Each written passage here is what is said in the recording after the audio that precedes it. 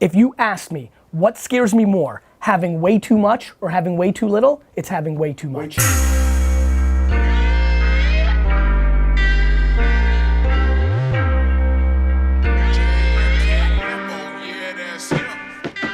Who turned you into this guy? Did something turn America and my mother.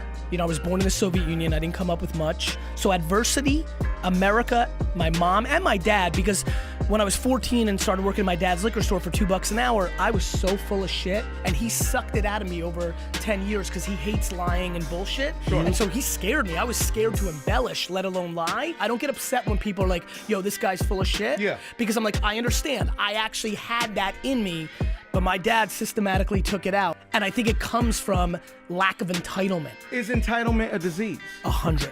I'm scared shitless of properly raising my children because they're gonna have so much. Listen, straight up, and I know the audience, I know the culture, I get it, but straight up, if you ask me, what scares me more, having way too much or having way too little, it's having way too much. Way too much? 100%, because that person is suicidal and depressed. In line with abundance? Yeah, but people you can't see happiness. There's so many people I know that make $40,000 a year and love life, and so many people I know that have 40 million in the bank and hate life. And everybody's saying like, cool, I'll take my chances, I'll be 40 million. I get it, but guess what? That's what the 40 million person's saying too. Like, damn, I wish I wasn't born into this trust fund. People aren't listening. And the reason I talk about materialistic things, it is the Band-Aid and the makeup of unhappiness for 95%. They're trying to impress people they don't even like.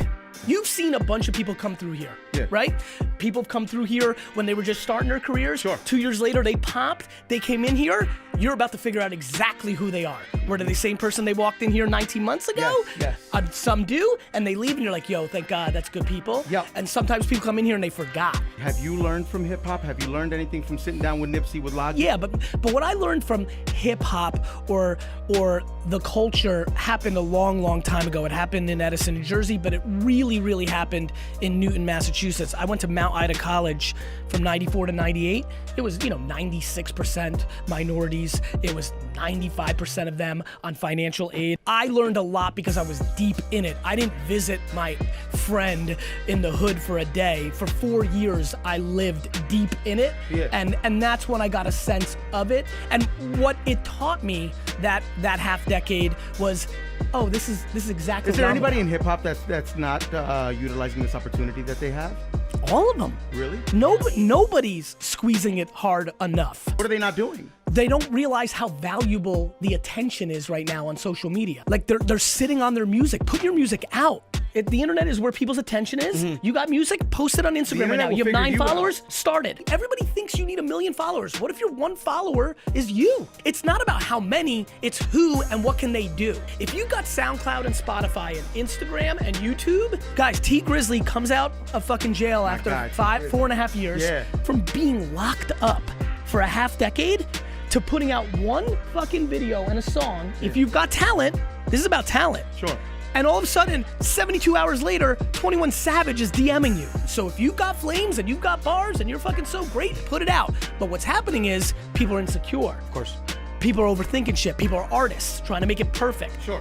It's ego. But also too, I think sometimes it can be that the internet and social media can be a curse because they just come at you, they're attacking you. Yeah, but when you can't hear them, it doesn't matter.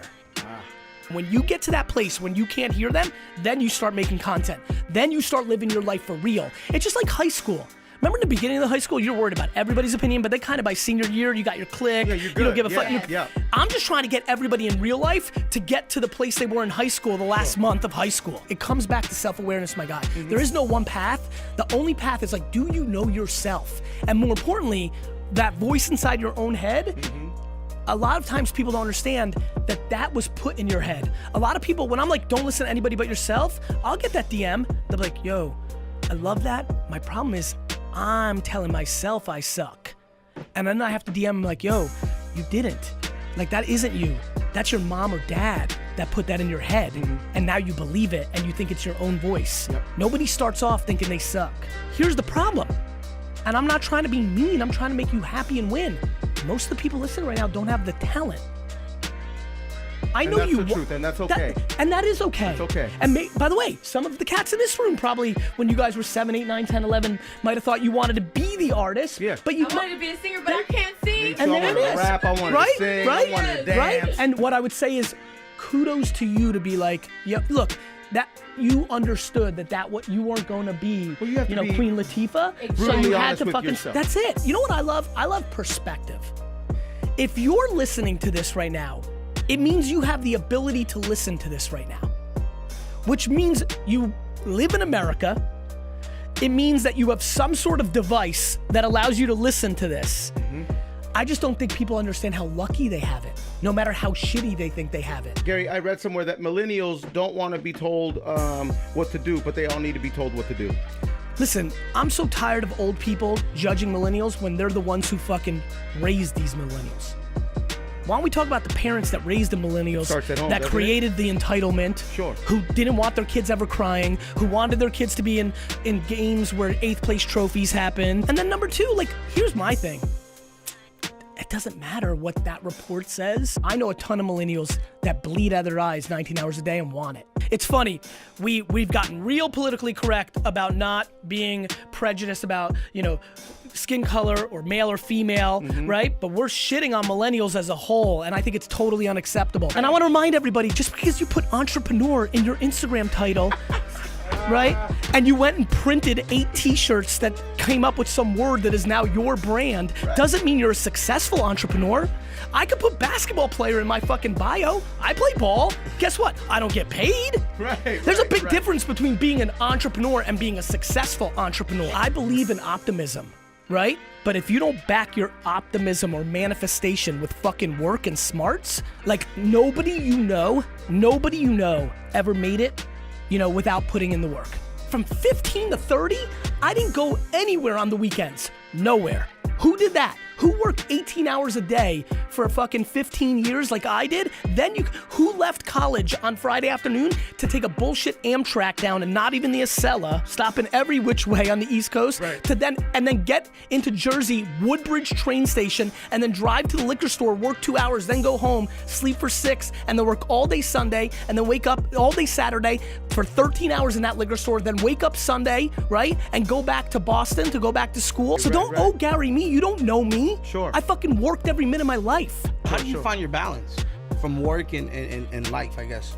I love them This is both life, so yeah. much. I love them both so much. Like, I do what I need to do. So I think people are just letting other people's opinions. So like work-life balance, real easy. I do what I want. Yeah. And as long as the 5 to 9 people I give a fuck about the most are cool with it, then I'm good. I'm not a motivational speaker that wants you to pay me $5,000 to be your coach. I don't want your money. I don't want anything. Super shots fired. Super shots fired. When people say they want to change your life, but real quick, give me $6,000 to do it, you're not changing shit. I'm chasing admiration, my guy. That's right. You know what admiration feels like?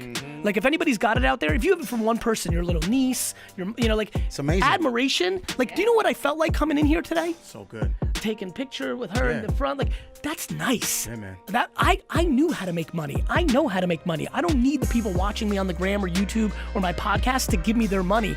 I've always known how to do that. I want your fucking admiration. My guy, Garyvee, you're my guy, my guy. I appreciate it, my guy. Yeah. My guy. You're my guy too, my guy. My guy. You are my guy, my guy. Thank you, my man. Thank you so much for having me. I'm serious, my guy. I appreciate it. You are my guy, my guy. How do you I appreciate that.